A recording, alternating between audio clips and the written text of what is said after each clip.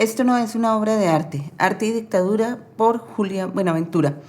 Este artículo lo publiqué en la revista del Instituto de Estudios Avanzados número 80 de la Universidad de Sao Paulo. Era una revista bastante especial porque fueron los 50 años del golpe de la dictadura militar en Brasil de 1964.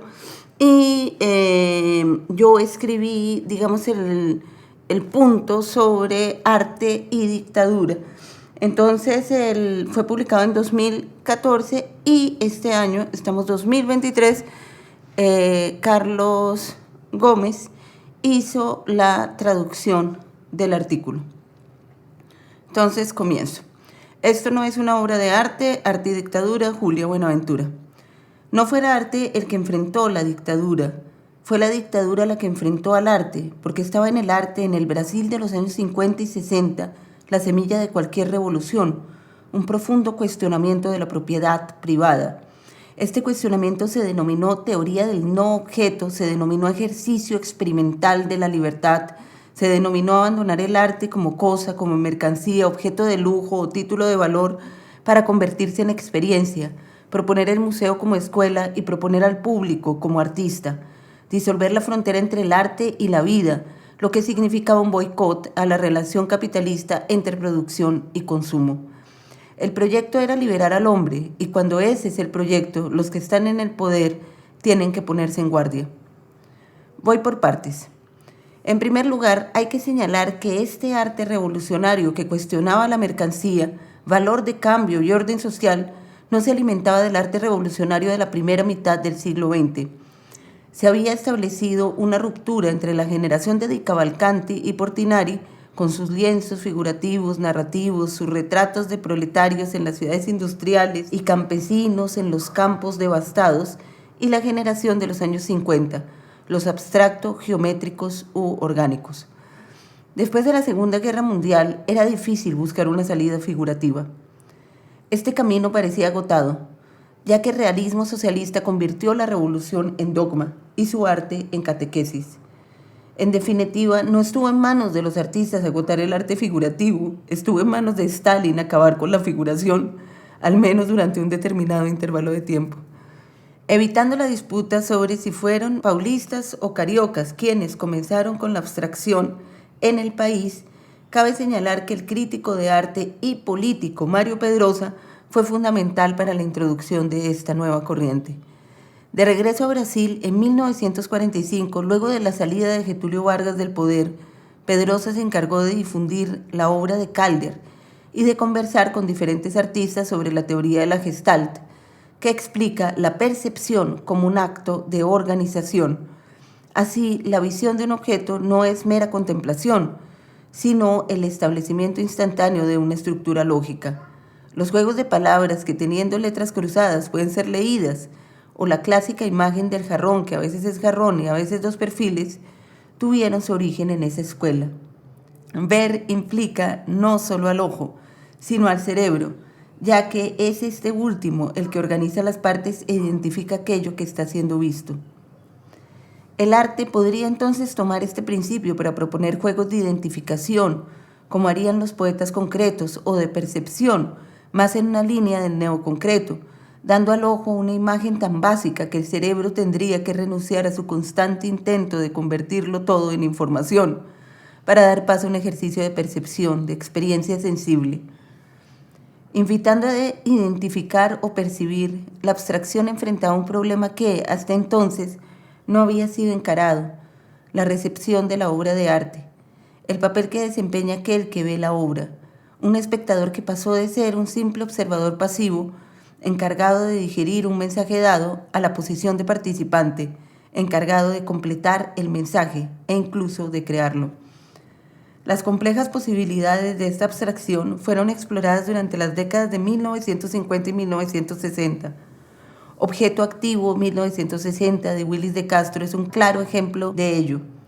Se trata de un lienzo dispuesto perpendicularmente a la pared y sobre el que, a través de un juego puramente visual, un cuadrado blanco sobre el marco negro y un cuadrado negro sobre la tela blanca, se genera la ilusión de un agujero, de un espacio, de un accidente tridimensional, accidente inexistente, pero que el cerebro del espectador configura a partir de la trampa tendida por el artista. Ahora bien, ¿de qué serviría una trampa sin presa?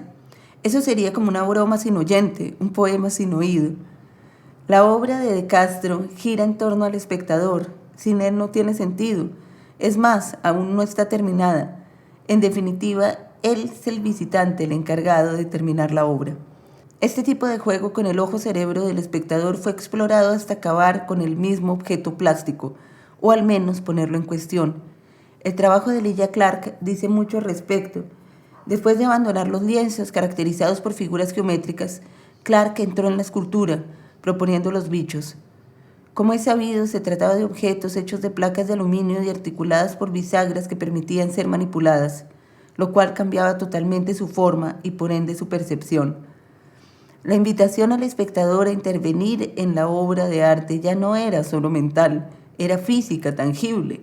El visitante interactuaría con la pieza, la tomaría para volver a crearla, negando así la sacrosanta intocabilidad de la obra de arte, en palabras de Mario Pedrosa. Propuesta por Elijah Clark en 1964, Caminando consiste en una cinta de Moebius sobre papel que el espectador, pero esta palabra aquí es una contradicción, comenzará a recortar con unas tijeras para no terminar jamás. Caminando hace del transcurrir del camino un fenómeno palpable, pone el infinito en manos de quien decide jugar con él. Y aquí tiene todo sentido el verbo jugar. Jugar es un aprendizaje cuyo objeto está dentro de sí mismo, no por fuera de sus límites. Por eso quien aprende jugando nunca se aburre. Entonces, ¿dónde está la obra? ¿Dónde está Caminando de Elijah Clark? Estaremos de acuerdo en que no está en la cinta ni en la tijera, sino en el presente ampliado a partir de quien realiza la experiencia propuesta por el artista. La obra es, ante todo, la acción del participante. Así que simplemente no hay obra. O por lo menos no hay nada que vender. Usted o yo podemos fabricar nuestras cintas y tener una experiencia Clark en cualquier momento, sin ninguna inversión, solo papel, pegamento y tijeras. Tomo esto para explicar cómo la introducción de la abstracción fue origen de dos consecuencias fundamentales en el arte de la segunda mitad del siglo XX. En primer lugar, dar al espectador un papel decisivo en la obra de arte, porque sin él no hay obra. En segundo lugar, un cuestionamiento del objeto, que conduciría a una implosión del arte como mercancía. La obra de Clark en ese aspecto es profundamente subversiva, política y anticapitalista, en el sentido de que está hecha para no tener el más mínimo valor de cambio. El aluminio es el menos noble de los metales. Un Clark solo tiene valor de uso, pero es un uso particular, estético, es decir, con un para qué insertado en el mismo, un uso sin uso o el mayor uso posible, porque está contenido dentro de sus propios límites. Estas nuevas experiencias son definidas por Ferreira Goulart en el texto titulado Teoría del no objeto, publicado en el suplemento dominical del Jornal do Brasil el 20 de diciembre de 1960. Dice Ferreira Goulart, la expresión no objeto no pretende designar un objeto negativo o cualquier cosa que sea lo opuesto a los objetos materiales, con propiedades exactamente opuestas a estos objetos. El no objeto no es un antiobjeto, sino un objeto especial, en el que se pretende realizar la síntesis de las experiencias sensoriales y mentales. Un cuerpo transparente al conocimiento fenomenológico, plenamente perceptible, que se entrega a la percepción sin dejar ningún residuo. Una apariencia pura. Ferreira Goulart evita definir el no objeto como algo inmaterial, desmaterializado, más bien lo define como un cuerpo trascendente al conocimiento fenomenológico, es decir, un ente cuyo conocimiento ha de ser tangible, concreto, vivencial, un objeto, no objeto, que necesita ser visto, tocado, sentido, experimentado para ser conocido, un objeto experiencia. 7 años después, Elio Itichica, en su texto Esquema General de la Nueva Objetividad, propone algunas características que debe tener este nuevo arte del no objeto, entrando ya en cuestiones abiertamente políticas. Dice Oiticica: primero, voluntad constructiva general.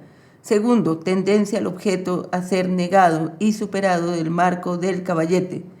Tercero, participación del espectador, corporal, táctil, visual, semántica, etc. Cuarto, abordaje y toma de posición frente a los problemas políticos, sociales y éticos. Quinto, tendencia hacia proposiciones colectivas y, consecuentemente, abolición de ismos característicos de la primera mitad del siglo en el arte actual. Esta tendencia se puede englobar en el concepto arte posmoderno de Mario Pedrosa, dice Elio Itichica. Sexto, resurgimiento de nuevas formulaciones del concepto antiarte. Termino la cita. Un antiarte, un arte que sea experiencia, y un artista que, en consecuencia, abandona el papel de genio para ser, en términos de Oiticica, proposicionista, emprendedor, organizador o educador. Se trata de un motor social encargado de proponer experiencias de conocimiento y no un creador de objetos de lujo. De ahí el énfasis de Oiticica a lo largo del texto en preguntarse sobre el público, sobre para quién es el arte, no reduciendo esa experiencia a una élite, sino abriéndola al pueblo, a las favelas, a esa mangueira de la que Elio había sustraído su más valioso tesoro, el parangolé. En la primera década de los 2000, en una exposición que retomaba parte de su producción de los años 70, el artista Artur Barrio escribió en el piso, junto a una de sus piezas, la siguiente frase: esto no es una obra de arte, es apenas un prototipo. Lejos de la propuesta de Magritte con el cuadro de la pipa que dice esto no es una pipa, la frase de Barrio no aludía a ningún juego conceptual. Barrio simplemente estaba siendo claro. Lo que se exhibía en la galería tantos años después no era la obra, era un objeto hecho para dar una idea de la pieza, así como una maqueta de un templo antiguo puede dar una idea del edificio, pero no es el edificio en sí. La pieza fue situación TE, trouxas ensangrentadas, que son como envoltijos ensangrentados, obra que fue expuesta en la muestra Do Corpo à Terra, organizada por Frederico Moraes entre el 17 y el 21 de abril de 1970 en el Palacio de las Artes en el Parque Municipal de Belo Horizonte. Se trataba de obras compuestas a partir de una serie de materiales desechables y perecederos: carne, huesos, arcilla, goma, espuma, tela, cuerdas, cinceles, cuchillos, envueltos en una especie de bolsa que daban la apariencia de cuerpos humanos. Barrio dejó las piezas en un río cloaca, el Riborón a Judas, en el parque municipal, atrayendo a un gran número de personas que, entre el miedo y la curiosidad, espiaban estos muertos abandonados. La tensión generalizada acabó provocando la intervención de los bomberos y la policía, que retiraron la obra para investigar las pruebas. En un momento como este, después del AI-5, Acto Institucional número 5, cuando decenas de personas estaban desapareciendo, exponer esos cadáveres en la cloaca de un parque público era sacar a la luz lo que estaba sucediendo de manera oculta, enterrada. Era dar cuenta de todos esos cuerpos de personas cuyo destino resultaba un misterio. La obra de Barrio sorprendió a los transeúntes, los convocó, generó aglomeraciones, algo prohibido en primera instancia por el régimen, y concentró el horror del acto de ver y pensar que allí podía haber un compañero, un hijo, una hermana. Trouxas ensangrentadas hablaba directamente con todos estos padres que buscaban a sus hijos, jóvenes que se fueron de casa y simplemente desaparecieron. Además, la obra sorprendía a la policía, que pensaba cómo se escapó del cuartel. ¿En qué momento dejamos salir la evidencia positiva de lo que estamos haciendo? Tenemos que limpiar la cloaca. Barrio supo exponer lo que estaba pasando, creando pruebas falsas de hechos reales. Y esto precisamente en 1970, año en el que se multiplicaron las torturas, los asesinatos y las desapariciones. Fue a principio de la década de 1970 que se intensificaron las desapariciones de personas, Los métodos de represión se intensificaron a niveles terribles, con la ejecución de secuestros, detenciones ilegales, torturas, asesinatos, descuartizamientos y ocultamiento de cadáveres. El punto álgido de la represión se dio durante los gobiernos de los presidentes Emilio Medici y Ernesto Geisel, de tal forma que organizaciones de derechos humanos calificaron al primero de brutal. Cito a Gasparetto. Entonces, vuelvo a mi pregunta inicial. ¿Dónde está la obra de Artur Barrio? La pieza no es una escultura, no es un bronce de Rodin ni un óleo del Greco, aunque consigue mostrar todo el asombro que experimentamos ante lo que somos capaces de hacer, de maquinar. La obra no es un objeto, es un acto, es una intervención en la ciudad y la reacción que provoca, la situación límite, la tensión de la sociedad frente a sí misma. Ahora, en este momento, ver Troya ensangrentada en el marco de una exposición, en el suelo impecable de una sala de galería, solo puede llevar al artista a intentar desesperadamente explicar: atención, esto no es una obra de arte, porque ver una cualidad estética en este espantoso envoltijo significa quitar cualquier cualidad ética, política de la obra, deshacerla. Es más, una contemplación estética de una obra como esta significa un teatro, significa un espectador que, sin comprender nada, quedó atrapado, fingiendo comprender. Con esto no quiero decir que no se deba mostrar el prototipo de la obra. Al contrario, claro que hay que exponerlo, urge que se comparta, pero en el marco de un museo capaz de dialogar con quien entra, de crear un circuito de diálogo y no una invitación a admirar las cualidades formales de algo que, además de repugnante, se torna incomprensible y termina alejando al público de la obra, del arte actual, y por tanto elitizando su conocimiento, convirtiéndolo en objeto de especialistas. Es en este sentido que Oiticica sugiere al artista como emprendedor o educador, es decir, un artista que debe gestionar una conversación y no proponer una contemplación pasiva. Eso, sin embargo, se está poniendo bastante difícil ahora. Hoy en día es imposible hablar. La dictadura ganó de todos modos la primera vuelta, por lo que el artista solo puede dejar una señal, como un náufrago arroja una botella al mar, con la advertencia: atención, eso que ves allí no es una obra de arte. En 1969, Ciro Meireles propone la obra Árbol de Dinero, Árvore de Dinheiro.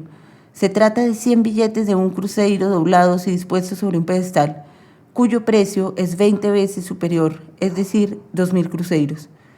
Nuevamente nos encontramos ante un objeto que solo puede consolidar su significado en la mente del espectador, cuando advierte que una cosa es el valor de los billetes y otra el valor de la pieza. ¿Cómo los billetes cuestan una cosa y cómo el arte cuesta otra? Y entonces este espectador se pregunta: ¿quién o qué asigna el valor? ¿Quién decide cuánto vale un billete? ¿Cuánto cuesta un cruzeiro? Árbore de dinero, árbol de dinero, cuestiona la medida de todas las cosas en una sociedad capitalista y como tal comienza a discutir la autoridad. Llevar la obra de Ciro Meireles hasta las últimas consecuencias es dinamitar la base del sistema, pero todo esto tiene que suceder en la mente del observador, en la sorpresa espontánea de encontrarse frente a una contradicción en los términos. El 15 de julio de 1973, Antonio Manuel inauguró la exposición titulada 0 a 24 horas. Una exposición única, pues lejos de tener lugar en la sala del museo, consistió en una publicación periodística de una tirada de 60.000 ejemplares para ser distribuida en los kioscos de la ciudad.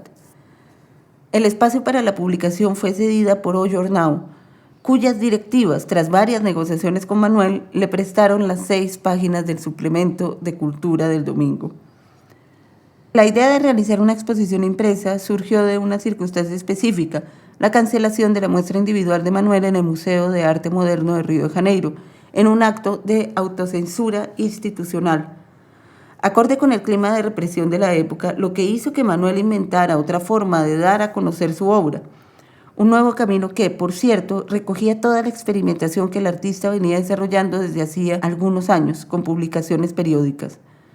En 1966, Antonio Manuel comenzó a dibujar sobre hojas de periódico, pero la fragilidad de este material, incapaz de soportar la humedad de la tinta, lo llevó a las instalaciones de O Jornal do Brasil, donde solicitó que se imprimieran varias de las portadas en papel fabriano, cuyo grosor y capacidad de absorción le permitían dibujar libremente.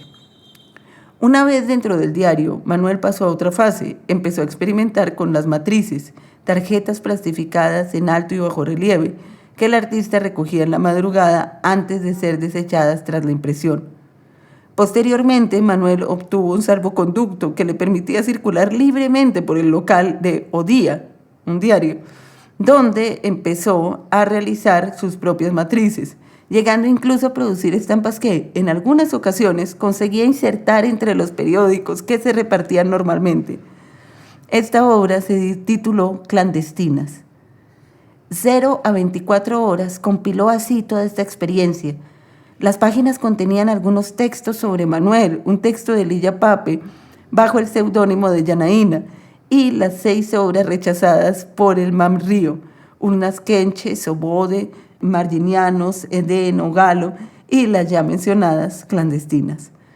La obra, de originales múltiples, desdeñando el carácter de una sola pieza, se hizo realidad un domingo cuando el lector desprevenido acudió al kiosco, compró el periódico y luego, desayunando, empezó a hojear perplejo, angustiado de tener entre las manos un panfleto subversivo, el suplemento de Manuel. Ahí era donde ocurría la obra. Tener uno de esos diarios hoy es solo tener, como en Baggio, un prototipo, un recuerdo de lo que pasó. En la madrugada del 27 de abril de 1979, el grupo Tres Nós Tres, formado por Judy Nilsson Jr., Mario Ramiro y Rafael França, produjeron la obra titulada Ensacamento. Una acción sencilla. El grupo enumeró una serie de los principales monumentos de Sao Paulo para luego visitarlos colocando bolsas de plástico sobre la cabeza de los personajes ilustres. Dice Judy Nilsson Jr. El primer monumento en taparse fue el Monumento a la Independencia en Ipiranga. Luego nos dirigimos a la Avenida Paulista, donde está la escultura de Anhanguera. Luego bajamos a Ibirapuera, hacia el Monumento de Bandeiras, y luego al centro de la ciudad, a pie, porque el chofer, un compañero del grupo, desistió de acompañarnos. Por el camino también nos encargamos de fotografiar la obra. El tema generó confusión y una serie de periódicos publicaron fotografías sobre el hecho, por lo que los artistas lograron sacar una voz pública de denuncia, una forma de mostrar un método de tortura muy común en América Latina, la asfixia con una bolsa de plástico, también llamada el submarino. Ver los monumentos con estas bolsas, así como estuvieron tantos estudiantes y políticos durante la década que terminaba, fue impresionante. Los monumentos, encargados de contar la historia gloriosa de la patria, iban ahora a contar la historia oculta, no oficial, el lado malo de los honores patrios. Además, si algo aman los militares son los monumentos, y servirse de ellos para denunciarlos, para mostrar ese lado mezquino de la patria, tiene una carga de cinismo que hace brillante la acción de Tres Nós Tres. Luego de la intervención, el grupo tomó los registros, tanto propios como de los periódicos, y realizó una publicación que incluía postales, que luego serían presentadas en la 16ª Bienal de Sao Paulo, comisariada por Walter Zanini. Bienal que dedicó una sección al arte postal, en ese momento de suma importancia en la comunicación y la búsqueda por la libertad artística. De hecho, el arte postal fue una forma de traspasar fronteras, inventando recursos para escapar de la censura, y es curioso ver cómo varias obras enviadas desde países latinoamericanos asfixiados por las dictaduras confluyeron en la Bienal de Zanini, con otras piezas enviadas desde países que estaban del otro lado del muro de Berlín, asfixiados por los regímenes comunistas. El arte durante la dictadura es un arte vivo, es decir, políticamente comprometido, un arte revolucionario. ¿Cómo debe ser todo arte? No por el tema, sino por el medio, con ese ímpetu de salir en busca del público, de salir a la calle en busca de la gente, de camuflarse en los periódicos, en las notas, en los monumentos para crear conciencia del presente. Un arte que bebe todas las transformaciones de las décadas de 1950 y 1960, del legado de Mario Pedrosa y Ferreira Goulart. Un arte que reinventa su objeto, buscando un intercambio entre los hombres que supere el intercambio del consumo. Un arte destinado a crear vínculos entre las personas que sean capaces de escapar al mercado. En resumen, el arte revolucionario no está tanto en el mensaje: estábamos siendo torturados, silenciados, desaparecidos, asesinados. Radica más bien en cómo este arte vuelve a crear lo que entendemos por arte, la producción de sentido. Por eso hoy, con otras condiciones políticas, pero con un capitalismo que está destruyendo tanto al planeta como las relaciones humanas y que está concentrando la riqueza en una medida incluso peor que en la edad de los feudos y las colonias, tenemos que volver a ese arte para enfrentar nuestro presente. Finalmente, me gustaría recordar lo que sucedió en relación al boicot de la 10ª Bienal de Sao Paulo, 1969, pues fue un episodio clave a través del cual podemos ver el nivel de intervención y la preocupación del régimen por las artes plásticas en el país, además de un panorama sobre la respuesta internacional que permite ver el nivel de importancia del arte y la crítica brasileña en el panorama occidental. El boicot a la 10ª Bienal tuvo su origen una tarde de enero, cuando un general y algunos soldados armados con ametralladoras ingresaron al Museo de Arte Moderno de Río de Janeiro, cerrando sus puertas, decomisando las obras e impidiendo la exhibición de los artistas brasileños seleccionados para representar al país en la Bienal de la Juventud de París. Algunas propuestas y una carta de la Asociación Brasileña de Críticos de Arte, APCA, dirigida por Mario Pedrosa, condenando el acto, no obtuvieron la menor respuesta. Por el contrario, continuó la acción represiva contra el museo. Esta vez los militares llevaron a prisión a su directora, Niomar Muniz Sodré, quien, junto con Pedrosa, se había encargado de organizar el comité de selección de la muestra. Ante este nuevo episodio, Jacques Lassagne, quien sería el delegado de Francia en la 10ª Bienal de Sao Paulo, escribió una nota desde París, criticando el encarcelamiento de Niomar y pidiendo su liberación inmediata. La respuesta vino entonces del Ministerio de Relaciones Exteriores y consistió en vetar la participación de Lassagne en la 10ª edición de la Bienal. En ese momento una bola de nieve internacional comenzó a rodar. El crítico Pierre Restany, a cargo de la muestra de arte y tecnología, que reuniría una delegación de 15 países y que sería parte fundamental de la exposición, renunció. Y con la ayuda de varios artistas brasileños exiliados en París, produjeron el movimiento Non a la Biennale, que sumaría adhesiones en todo el mundo a través de cartas y comunicados. Eddie de Wilde, director del Stedelijk Museum de Ámsterdam, se sumó a la protesta. La delegación holandesa fue cancelada, seguida de las delegaciones de la Unión Soviética, Yugoslavia, Venezuela, Chile, México, cuyo muralista David Alfaro Siqueiros declinó la invitación a una sala especial. Finalmente, Estados Unidos tampoco envió delegación, lo que se anunció en un artículo del New York Times el 17 de julio de 1969. Curiosamente, en plena Guerra Fría, la Bienal logró que soviéticos y estadounidenses tomaran el mismo camino: la no participación en el evento. La reacción nacional fue más moderada, lo que lógicamente se debe a la profunda represión de la época. La Bienal de Bahía había sido clausurada en 1968 con actos igualmente violentos. En Ouro Preto y Belo Horizonte se censuraron otras exposiciones. Se emitieron una serie de retiros punitivos para profesores de universidades públicas y cientos de personas vinculadas a las artes y a la política se fueron de Brasil. Ante el panorama, la falta de reacción nacional provino de la censura directa y latente, pero también se debió a la falta de unidad entre artistas e intelectuales, porque, en palabras de Aracy Amaral, en Brasil, reuniones interminables encaminadas a una decisión colectiva que finalmente no fue tomada. La 10ª Bienal de Sao Paulo, sin embargo, abrió sus puertas, escuálida y tradicionalista. Estaba lejos de tener el interés que despertaba su propio boicot. Luego de estos episodios, o en medio de ellos, Mario Pedrosa viajó a Chile, donde participaría en la conformación del Museo de la Solidaridad por invitación del presidente Salvador Allende. Antes de abandonar el país, refugiándose en Cabo Frío, Pedrosa escribió uno de sus mejores textos, La Bienal de aquí para allá. En 60 páginas brillantes, el autor recorre la historia de la Bienal de Sao Paulo y del arte en Brasil desde la década de 1930 a 1970. Al final del artículo, Pedrosa habla sobre el panorama de las artes visuales en su presente inmediato, apuntando a un artista que logra cuestionar el mercado capitalista, enfrentarse a la constante transformación de todo lo existente en mercancía, en valor de cambio.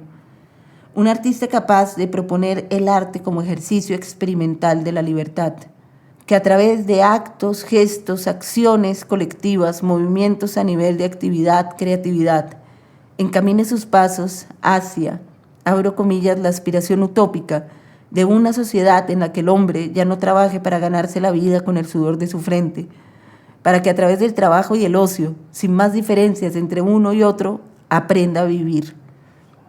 Hoy esa aspiración utópica es urgente. El arte tiene que partir de la aspiración de cambiar la sociedad, esa división entre producción y consumo, y esa comprensión de todo valor como cantidad, valor de cambio, lo que sustrae cualquier posibilidad de conocimiento sensorial y de experiencia libre sin objetivo o finalidad exterior a sí misma. Más aún, el arte, como afirmaba Pedrosa, tiene que traspasar esa división entre trabajo y ocio, propia del modelo de producción capitalista, donde no se produce nada, se produce capital, y por eso uno acaba completamente desconectado, alienado del sentido último de su propia actividad artística. Desconexión que termina en contradicción. No tenemos ni la menor idea de para qué trabajamos. Y resulta imposible, en la carrera en la que estamos sumergidos, detenernos a pensar en por qué estamos destruyendo nuestro entorno. El arte sería entonces una forma de detenerse, de ir contra la corriente, y las posibilidades abiertas en los años 70 nos llaman ahora, en un momento en que la dictadura ya no es político-militar, sino abiertamente económica. En resumen, hoy el monopolio del mercado no necesita de dictaduras, ya que él mismo está en el poder. La tarea del arte es encontrar la manera de quebrarlo, y las propuestas de los años 70 pueden sernos muy útiles en este propósito. Bueno, escribir este texto en Brasil en 2014 fue absolutamente increíble, y publicarlo en la revista del Instituto de Estudios Avanzados, nada más y nada menos, y hacer el texto en sí mismo, encontrarme con Mario Pedrosa y con todos estos artistas absolutamente maravillosos, y ver cómo nos servían para nuestra propia época. Nada, qué bueno que lo hayas escuchado hasta aquí, y sígueme en Instagram, en YouTube, y bueno, estamos recolectando ideas para detonar el sistema. Gracias.